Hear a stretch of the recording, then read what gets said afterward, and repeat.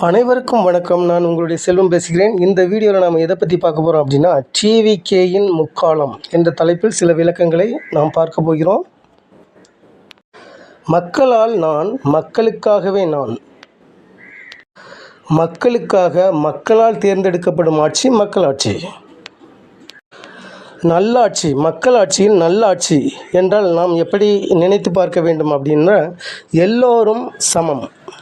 First equal rights. அரசியலமைப்பில் கொடுக்கப்பட்டுள்ள மாதிரி எல்லோரும் சமம், எல்லாருக்கும் எல்லாம் அப்படின்னு இருந்தாலே போதும், அது நல்லாட்சி. ஜாதி மதங்கள் தவிர்க்க முடியாதது. அது எவ்வாறு என்றால், நாம் அணியும் உடைகள் போன்றது.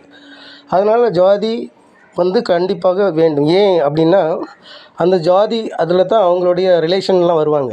ஸோ அந்த ஜாதி என்பது இருக்க வேண்டும். ஆனால் அந்த ஜாதியை அவர்கள் ஆக்கப்பூர்வமாக பயன்படுத்த வேண்டும், தன்னுடைய ஜாதிகளுக்காக. ஜாதியின் பெயரை கொண்டு அடுத்த ஜாதியினரை துன்புறுத்தக்கூடாது, வன்முறையில் ஈடுபடக்கூடாது. இதுதான் நாங்கள் சொல்ல விரும்புவது. அரசும் அவ்வாறே. எத்தனை ஜாதிகள் வேணுமாலும் இருக்கட்டும், எத்தனை மதம் என்றால் இருக்கட்டும், அனைவருக்கும் சமம், எல்லோருக்கும் எல்லாம் அப்படின்னு சொல்லிட்டு அந்த ஆட்சி இருந்தாச்சுன்னா அதுதான் நல்லாட்சி. புத்தகங்களில் படிப்பது, சொற்பொழிவுகளை கேட்பது, பட்டறிவு எனப்படும் அனுபவ அறிவு.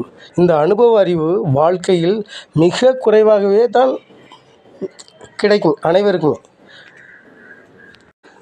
ஆகையால் நான் என்ன சொல்ல வரேன் அப்படின்னா, அதாவது இந்த 3 அறிவுமே, அதாவது புக்கில் படிக்கிறது, காதால் சொற்பொழிவு கேட்குறது, வேறு பட்டறிவு எக்ஸ்பீரியன்ஸ் அனுபவம், இந்த 3மே, இந்த 3ஐயும் காட்டிலையும் மிகப்பெரிய ஒரு அறிவு என்ன அப்படின்னா, அந்த கருத்துக்களை கொண்டு சேர்க்குறது எதுன்னா நாடகம்தான்.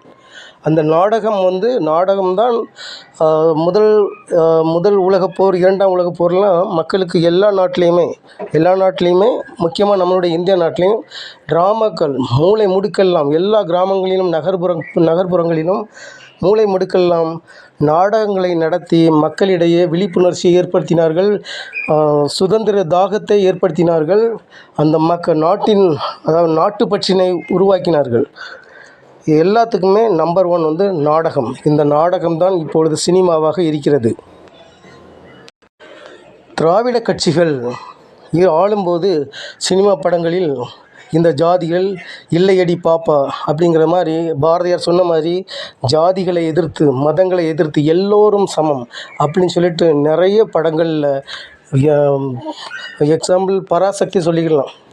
அது அந்த காலத்தில் ஜாதி வரி தலைக்கேறி நிற்கக்கூடிய டைமில் பராசக்தி படங்கள்லாம் கண்டிப்பாக பிஜேபி மாதிரி கட்சிகள் இருந்தால் வர விட்டுருக்க மாட்டாங்க. அந்த டைரக்டரே கொலை பண்ணியிருப்பாங்க பிஜேபிலாம். அந்த மாதிரி படங்களில் நடிகர்களை நடிக்க வச்சது, அந்த படங்களுக்கு உற்சாகப்படுத்தி மக்கள் அனைவரும் சமம் அப்படிங்கிற மாதிரி அரசியலமைப்பில் இருக்கிற மாதிரியே மக்களிடையே அந்த விழிப்புணர்ச்சியை ஏற்படுத்தி அந்த மாதிரி படங்களை கொண்டு வந்தார்கள் எப்போது இந்த திராவிட கட்சிகள் இருக்கும்போது.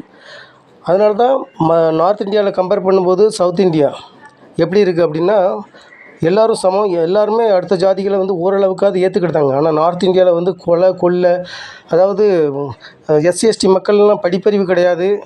நார்த் இந்தியாவில் அவங்க வீட்டில் ஆட்கள் இறந்தாச்சுன்னா 10 கிலோமீட்டர் தோளில் தூக்கி போட்டு தான் கொண்டு போய் வேறு இடத்துல போய் புதைக்கணும். அவ்வளோ கொடூரமான மக்களை மாக்களாக வச்சுருக்காங்க, மிருகங்களாக வச்சுருக்காங்க. அவ்வளோ அவங்கள்ட்ட வருமானம் கிடையாது. முன்னாடி எப்படி இருந்தாங்களோ அந்த மாதிரி பழைய காலத்தில் பிராமின்ஸ் ஆட்சி, ஆரியர்கள் ஆட்சி இருக்கும்போது எப்படி வச்சுருந்தாங்க, இந்தந்த ஜாதி தான் இருக்கணும், இந்தந்த ஜாதி தான் படிக்கணும், இவங்ககிட்ட தான் வருமானம் வரணும் அப்படின்னு சொல்லிட்டு இந்தந்த ஜாதிக்கு தான் இந்தந்த குலத்தொழில், விஸ்வகர்மா அப்படிம்பாங்க, குலத்தொழில் இப்படி தான், இந்தந்த ஜாதிக்கு இந்தந்த தொழில் தான் அப்படின்னு ஃபிக்ஸ் பண்ணி அவங்களுக்கு இன்கமும் ரொம்ப கம்மியாக இருக்கிற மாதிரி கரெக்டாக மெயின்டைன் பண்ணி அவங்கள மேலே சட்டை போட விடாமல், செருப்பு போட விடாமல் ஒரு மிருகங்களாகவே வச்சுருப்பாங்க, சர்க்கஸ் மாதிரி வச்சுருப்பாங்க. அது அப்படி அடுத்த மனிதர்களை, தன்னை போன்ற ஒரு குறிப்பிட்ட மனிதர்களை மிருகங்களாக வச்சு பார்க்கக்கூடிய மிகப்பெரிய கொடூரமான மிருகங்கள் தான் இந்த ஆரியர்கள். எக்ஸாம்பிளுக்கு ஒரு ஆஸ்திரேலியா அப்படிங்கிற ஒரு நாடை நம்ம எடுத்தோம்னா, A to Z எல்லா டைரக்ஷனில் இருக்கு. அந்த நாட்டில் எல்லா திசைகளிலும் A to Z எல்லா கிராமங்கள் நகரத்துலையும் எவனை எடுத்தாலும் அது ஆஸ்திரேலியன் தான். ஆனால் இந்தியாவில் மட்டும்தான் ஸ்டேட் வாரியாக, ஜாதி வாரியாக, மதம் வாரியாக பிரிச்சுருக்காங்க. இந்த மாதிரி பிரிஞ்சு கட்டினவங்கள வல்லபாய் பட்டேல் போய் என்ன சொல்கிறாரு, ஜஸ்ட்டு ஒரே ஒரு லைன் தான், இந்தியா கூட சேருங்க இல்லை இந்தியா உங்கள் மேலே படையெடுக்கும் அப்படி சொல்லிட்டு வேறு மொழியில் இருக்கிறவங்க, வேறு கலாச்சாரத்தில் இருக்கிறவங்க எல்லாத்தையும் என்ன செய்கிறாங்க, இந்தியாவை மாற்றுறாங்க. சிற்றரசர்கள்லாம் போதுமான அளவுக்கு பணத்தை எடுத்துக்காங்க, இந்தியா கூட சேர்ந்துருக்கன்னு சொல்லிட்டு அவ்வளோ பேரும் இந்தியாவில் சேர்க்குறாங்க, இந்தியாவாட்டு உருவாக்குறாங்க. ஜஸ்ட் இல்லைன்னா இந்தியா போகிறது எடுக்கும் அப்படி சொல்லிட்டு அவ்வளோதான். ஸோ வேறு மதங்கள், வேறு மொழிகள், வேறு கலாச்சாரம் இவ்வளோத்தையும் சேர்த்தது தான் இந்தியா. ஆனால் இதில் ஹிந்தி ராஷ்டிரம் மட்டும்தான், ஹிந்தி மட்டும்தான் இருக்கணும், ஹிந்துக்கள் மட்டும்தான் இருக்கணும் அப்படிங்கிறது வந்து முற்றிலும் புறம்பான ஒன்று. அப்படி அதே இந்த மாதிரி இருந்தக்கண்டு தான் முஸ்லீம்ஸ்லாம் வந்து சண்டை போட்டு என்ன பாகிஸ்தானில் பிரிச்சுக்கிட்டு போனாங்க. அதனால தான் ஸ்டாலின் அவர்கள் சொல்லியிருந்தாங்க, முதலமைச்சர் ஸ்டாலின் அவர்கள், தமிழ்நாட்டை தனி நாடாக நாங்கள் மாற்றிடுவோம் அப்படின்னு சொல்லிட்டு. ஆமாம், நீங்கள் தானே சொன்னீங்க மற்ற எல்லா ஸ்டேட்டுக்குமே ஒரே மாதிரி ஈக்குவல் ரைட்ஸ் கொடுக்குறோம் அப்படின்னு சொல்லிட்டு தானே வல்லபாய் பட்டேல் சொன்னங்கண்டு தானே எல்லா ஸ்டேட்டும் ஒன்றா சேர்ந்து இந்தியான்னு இருக்குது. இப்போ இந்த ஸ்டேட்டுக்கு இது கிடையாது. வெள்ளத்தாலேயோ சுனாமியினாலோ பேரழிவு ஏற்பட்டுச்சுன்னா, புயல் அந்த மாதிரி டைம்லாம் பேரழிவு ஏற்பட்டுச்சுன்னா, பிஜேபி ஆட்சி செய்யக்கூடிய ஸ்டேட்டுக்கு வந்து உடனடியாக நிவாரண நிதி போகுது. தமிழ்நாடு மாதிரி மாநிலங்களுக்கு, பிஜேபி இல்லாத மாநிலங்களுக்கு அனுப்ப மாட்டேங்காங்க. அனுப்ப முடியாது, உன்னால் என்ன செய்ய முடியும் செய்யுங்க அப்படிங்கிறாங்க. அதே மாதிரி நார்த் இந்தியா சைடில் உள்ள எம்பி தொகுதிகளோட எண்ணிக்கை அதிகரிச்சுக்கிட்டு சவுத் இந்தியாவில் உள்ள எம்பி தொகுதிகளை கம்மி பண்ணிவிட்டு சவுத்தை வந்து கேரே பண்ணாமல் நார்த்தில் மட்டும் ஜெயிச்சாலே போதும், அவங்களே பிரைம் மினிஸ்டர் ஆகிட்டே இருப்பாங்க. இந்தியாவிலே பவர்ஃபுல் போஸ்ட்டு பிரைம் மினிஸ்டர் தான். ஸோ பிரைம் மினிஸ்டர் ஆகிட்டே இருப்பாங்க. இவங்க வச்சே தான் சட்டம், எந்த ஸ்டேட்டையும் பற்றி கவலைப்படாண்டா, இவங்க நினச்சே தான் லான்ச் பண்ணிகிட்டே இருப்பாங்க. இந்த திடீர்னாக்கில் டிவியில் வந்து சொன்னார்ல நம்ம மோடிஜி, நாளையிலேருந்து 500 ரூபா, 200 ரூபா, 300 ரூபா, 2000 ரூபா தாள்லாம் செல்லுபடி ஆகாது, புது கரன்சி லான்ச் பண்ணுறோம், டிமானிட்டைசேஷன் சொல்லிட்டு இந்தியா பொருளாதாரத்தை பாதாளத்தை கொண்டு போய் இந்தியாவே நாசமாக்கி சுதந்திர அன்னைக்கு இண்டிபெண்டன்ஸ் டே அன்னைக்கு கண்ணீர் விட்டு கதறினார் மோடி அவர்கள். எல்லோரும் முன்னாடி தான் மன்னிப்பு கேட்டார். டிமானிட்டைசேஷன் நாங்கள் பண்ணது மிகப்பெரிய தவறு தான், அது இந்தியா பொருளாதாரத்தை இந்த அளவுக்கு பாதிக்கும் நான் நினச்சே பார்க்கல அப்படின்னு ஒரு ப்ரீ பிளான், ஒரு தொலைநோக்கு பார்வை இல்லாமலேயே அந்த கட்சி வந்து இது பண்ணியாச்சு, அந்த லான்ச் பண்ணிட்டாங்க டிமானிட்டைசேஷனுங்கிறது. அதே மாதிரி தான் இன்னொரு நாள் டிவியில் தோன்றுவார், எஸ்சி எஸ்டி மக்கள், இந்தந்த மக்களுக்கெல்லாம் வந்து நிலங்கள் வைத்துக்கொள்ளக்கூடிய உரிமை கிடையாது அப்படி சொல்லிடுவாப்புல. ஏன்னா ஆளுங்கட்சி எதிர்கட்சி 2 பேர் சேர்ந்தாச்சுன்னா அரசியலமைப்பை மாற்றிடலாம். இவங்க வந்து அரசியலமைப்பை வந்து ஈக்குவல் ரைட்ஸுங்கிறத எடுக்கணும், ஒன்லி ஹிந்து மட்டும்தான் இருக்கணும், மற்ற மதங்கள் இருக்கக்கூடாது அப்படிங்கிற. இவங்க வந்து இந்து அப்படிங்கிற மதத்தை வந்தவங்க கிடையாது, இவங்க வந்து பணம் சம்பாதிக்க வந்த ஒரு அரசியல் கட்சி தான்.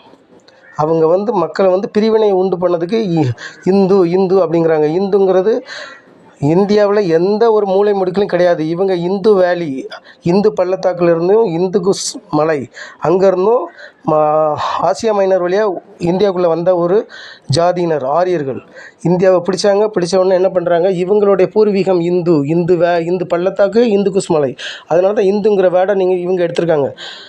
ஏன் அப்படின்னா சவுத் இந்தியாவில் 2 தான் இருந்தது பெரிய பிரிவுகள், என்னது சைவம் வைணவம். நார்த் இந்தியாவில் 2 பிரிவு தான் இருந்துச்சு, மகாயானம் ஹீனயானம். ஆனால் இந்துங்கிற ஒரே வார்த்தைக்குள்ள இந்த 4 செக்ஷனையும் கொண்டு வராங்க, 4 பிரிவுகளையும் கொண்டு வராங்க. ஸோ இந்த மாதிரி மக்கள் ஆட்சி அப்படிங்கும்போது மக்கள் எல்லோரும் சமம் அப்படிங்கிறத வந்து நாடகங்கள் மூலம், அதாவது சினிமாக்கள் மூலம் வந்து மக்களிடையே கொண்டு சேர்த்தாங்க டிவிகேக்கு முன்னாடி. இனிமேல் டிவிகே வந்து பிஜேபிக்கு சப்போர்ட் பண்ணாமல் மக்களுக்காக நல்ல ஒரு ஆட்சி கொடுக்கணும்னா இந்த எல்லா மதமும் எல்லா ஜாதியும் ஒன்று அப்படிங்கிறத கருத்தில் வச்சு பிஜேபி சொல்கிற எந்த ஸ்கீமையும் இந்தியாவில் லான்ச் பண்ணக்கூடாது. மக்களுக்கு எதிரான எந்த ஒரு ஸ்கீம், எந்த ஒரு தீர்மானத்தையும் இந்தியாவில் நிறைவேற்றக்கூடாது. ஸோ இதுக்கு முன்னாடி கடந்த காலம் வந்து திராவிட கட்சிகளால் நல்ல மக்கள் அனைவரும் சமம் அப்படி சொல்லிட்டு முடிஞ்ச அளவுக்கு தமிழ்நாட்டுக்கு வந்து நல்லா எல்லா ஸ்டேட்லேயுமே அரசியல்வாதிகள் கொள்ளையடித்து அவங்களே வச்சுக்கிடுவாங்க. ஆனால் தமிழ்நாட்டில் மட்டும்தான் அவங்க வந்து மக்களுக்குள்ள பணத்தை மக்களுக்கே செலவு பண்ணுறாங்க. இது எந்த ஸ்டேட்லேயும் கிடையாது. இது கடந்த காலம் நல்லா இருந்துச்சு. இனிமேல் டிவிக்கே நிகழ்காலத்தில் இருக்கிறாங்க. இவங்க வந்து பிஜேபிக்குள்ளே ஸ்கீம்லாம் வந்து இந்தியாவுக்குள்ளே லான்ச் பண்ணாமல், தீர்மானங்களை இந்தியாவுக்குள்ளே கொண்டு வராமல், பிஜேபிக்குள்ள தீர்மானத்தை இந்தியாவில் கொண்டு வரக்கூடாது, நம்ம தமிழ்நாட்டுக்குள்ளே கொண்டு வரக்கூடாது. அனதர் ஒன், மக்களுடைய நிதி மக்களுக்கே கிடைக்கணும். இது வந்து நிகழ்காலத்தில் டிவிக்கே செய்யணும். எதிர்காலம் இப்படி செய்தால் எதிர்காலம் அப்படிங்கிறது ஆட்டோமேட்டிக்காக அதுவாகவே அமைந்துவிடும். பொற்காலமாக டிவிகேயின் பொற்காலமாக அமையும். டிவிகே மிகப்பெரிய ஒரு கட்சியாக உருப்பெறும், வலுப்பெறும். ஏனென்றால் இப்பொழுது எடப்பாடி அவர்களுடைய கட்சி ஏடிஎம்கே வந்து அந்த எதிர்க்கட்சி. தமிழ்நாட்டில் 2 மிகப்பெரிய கட்சிகள் இருந்தால், ஒன்று டிஎம்கே, இன்னொன்று ஏடிஎம்கே. இப்போ இந்த ஏடிஎம்கேவை அப்படியே ஒரு மலைப்பாம்பு ஒரு ஆட்டை ஒழுங்கின மாதிரி அப்படியே பிஜேபி ஒழுங்கி இப்போ ஏடிஎம்கே வந்து பிஜேபியாக மாறப்போகுது. ஸோ தமிழ்நாட்டில் இனிமேல் 3 கட்சி, DMK, TVK and BJP. ADMK வந்து 0. இன்னும் ஒரு 2 மாதத்துல ஏடிஎம்கேங்கிற ஒரு கட்சி இருக்காது. அங்கே எடப்பாடி பழனிசாமி அவர்கள் மட்டும்தான் இருக்க போகிறாங்க. ஏன்னா பிஜேபி எல்லாம் விலைக்கு வாங்கியாச்சு. ஸோ இப்படி இருக்கிற சிச்சுவேஷனில் நம்ம டிவிக்கே பிஜேபிக்கு சப்போர்ட் பண்ணாமல் அவங்க தனிப்பெரும் கட்சியாட்டு பிஜேபிக்கு எங்களுக்கும் சம்மந்தம் இல்லை அப்படிங்கிற மாதிரி சுத்த தங்கமாட்டு மக்களுக்காகவே மக்களாட்சியை நடத்துனாங்கன்னா தமிழ்நாட்டில் இனிமேல் 2 மிகப்பெரிய கட்சி இருக்கும். ஒன்று டிஎம்கே, இன்னொன்று டிவிகே. இந்த வீடியோ உங்களுக்கு பிடிச்சிருந்ததுன்னா சப்ஸ்கிரைப் பண்ணுங்கள், லைக் பண்ணுங்கள், ஷேர் பண்ணுங்கள். நன்றி, வணக்கம்.